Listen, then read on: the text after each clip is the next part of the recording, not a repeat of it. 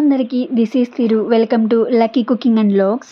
గోంగూర mutton biryani చాలా బాగుంది. Taste అయితే నేను ఎలా ప్రిపేర్ చేశానో ప్రాసెస్ అయితే చూసేయండి. నేను తీసుకున్న క్వాంటిటీ అయితే 4 మెంబర్స్కి సరిపోతుంది. ఇక్కడ హాఫ్ కేజీ మటన్ తీసుకుని వాటర్తో 3 or 4 టైమ్స్ క్లీన్ చేసుకున్నాను.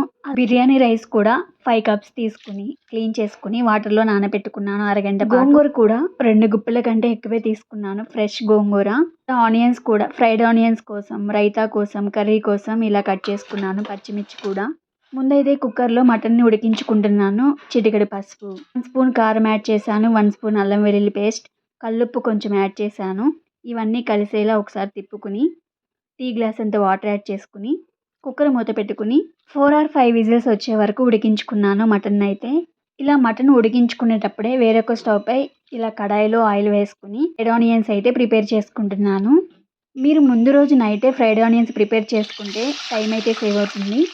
ఇక్కడ వేరొక స్టవ్ పై కడాయి తీసుకుని గోంగూర కూడా ఉడికించుకుంటున్నాను. గోంగూరతో పాటు పచ్చిమిర్చి కూడా యాడ్ చేశాను. లిడ్ పెట్టుకుని ఉడికించుకోవాలి మెత్తగా.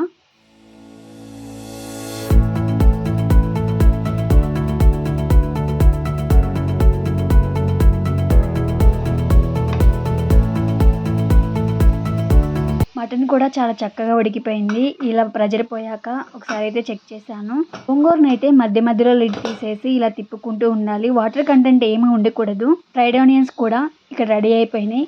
వేడిగా ఉన్నప్పుడు కొంచెం మెత్తగానే అనిపిస్తాయి. వేడి చల్లారే కొద్దికి క్రిస్పీగా అవుతాయి. ఫ్రైడ్ ఆనియన్స్ ప్రిపేర్ చేసిన అదే ఆయిల్లో కొన్ని జీడిపప్పు కూడా ఫ్రై చేసుకుంటున్నాను. ఫ్రైడ్ ఆనియన్స్ ప్రిపేర్ చేసిన అదే ఆయిల్లో మటన్ కూడా యాడ్ చేసేసాను ఉడికించుకున్నది. మళ్ళీ 1 స్పూన్ అల్లం వెల్లుల్లి పేస్ట్ యాడ్ చేశాను. కొన్ని ఫ్రైడ్ ఆనియన్స్ కూడా యాడ్ చేసుకున్నాను. టేస్ట్ అయితే చాలా బాగుంటుంది ఇలా ఫ్రైడ్ ఆనియన్స్తో కర్రీ ప్రిపేర్ చేసి. ఈ ఆనియన్స్ కూడా యాడ్ చేసుకుని మొత్తం అంతా కలిసేలా తిప్పేసుకున్నాను. ఇక్కడ గోంగూర కూడా మెత్తగా ఉడికిపోయింది. పూర్తిగా చల్లారిన తర్వాత గ్రైండ్ చేసుకోవచ్చు. నేనైతే ఇక్కడ స్పూన్తోనే మెతిపేసుకుంటున్నాను. చాలా మెత్తగా చేసుకోవాలి. కర్రీలో అయితే 2 స్పూన్స్ కారం యాడ్ చేశాను. నాన్ వెజ్లో స్పైసీగా ఉంటే తినడానికి చాలా బాగుంటుంది. అలాగే టేస్ట్కి తగ్గట్టు సాల్ట్ కూడా యాడ్ చేశాను. మటన్ ఉడికించుకున్న అదే కుక్కర్లో వాటర్ యాడ్ చేసుకుని కర్రీలోకి యాడ్ చేసుకున్నాను.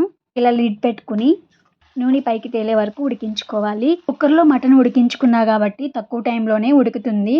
గ్రేవీ కంటెంట్ వచ్చిన తర్వాత మెత్తగా మెదుపుకున్న గోంగూరను కూడా యాడ్ చేసుకుని లిడ్ అయితే పెట్టేసుకోవాలి. గోంగూర అంతా మటన్కి పట్టేసి చాలా బాగుంటుంది టేస్ట్ అయితే. బిర్యానీ అని చెప్పాను కదా, ఇలా వాటర్ అయితే మరిగించుకున్నాను. బిర్యానీ దినుసులు, పచ్చిమిర్చి, లెమన్, కొత్తిమీర యాడ్ చేసి వాటర్ అన్ని మరిగించుకున్నాను. సాల్ట్ కూడా యాడ్ చేశాను. వాటర్ మరుగుతున్నప్పుడే నానబెట్టుకున్న బియ్యం కూడా యాడ్ చేసుకోవాలి. ఇక్కడ చూస్తున్నారు కదా, మటన్ గోంగూర మొత్తం అంతా కలిసిపోయి గ్రేవీ కంటెంట్ చాలా బాగా వచ్చింది. 80% ఉడికించుకున్న రైస్ని ఇలా జాలి గిన్నెలోకి అయితే వాటర్ ఏమీ లేకుండా తీసేసుకుంటున్నాను. గోంగూర మటన్ గ్రేవీ కర్రీ పైన లేయర్గా ఉడికించుకున్న రైస్ని అయితే 1 లేయర్గా వేసుకున్నాను. కర్రీ ప్రిపేర్ చేసేటప్పుడే ఒక బౌల్లోకి కొంచెం పులుసు, కొన్ని ముక్కలు అయితే తీసుకున్నాను. ఇలా మధ్యలో యాడ్ చేసుకోవడానికి పులుసు యాడ్ చేసుకున్న తర్వాత ఫ్రైడ్ ఆనియన్స్, పుదీనా, దగ్గర ఉంటే కొత్తిమీర కూడా యాడ్ చేసుకోవచ్చు. మళ్ళీ ఇంకో లేయర్ రైస్ యాడ్ చేసుకుని జీడిపప్పు, ఫ్రైడ్ ఆనియన్స్, పుదీనా ఇవన్నీ యాడ్ చేసుకోవాలి. లాస్ట్లో నేను నెయ్యి అయితే కొంచెం యాడ్ చేశాను. ఇదంతా నెయ్యితో కూడా ప్రిపేర్ చేసుకోవచ్చు. నేనైతే లాస్ట్లో బిర్యానీ పైన ఇలా నెయ్యి అయితే యాడ్ చేశాను. చాలా బాగుంటుంది ఇలా యాడ్ చేసుకుంటే. మంటని లో ఫ్లేమ్లో పెట్టుకుని ఇలా గోంగూర మటన్ బిర్యానీ దమ్కైతే పెట్టేస్తున్నాను. ఇంకా కీరా ముక్కలు, ఆనియన్, క్యారెట్, లెమన్ కూడా కట్ చేసుకున్నాను. 10 నిమిషాల తర్వాత బిర్యానీ అయితే ఇలా ఉంది.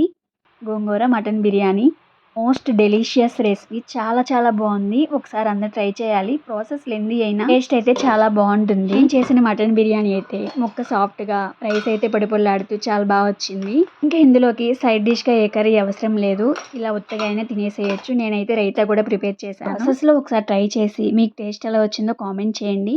అలాగే లైక్ చేయండి, షేర్ చేయండి, సబ్స్క్రైబ్ చేయండి. Thank you for watching.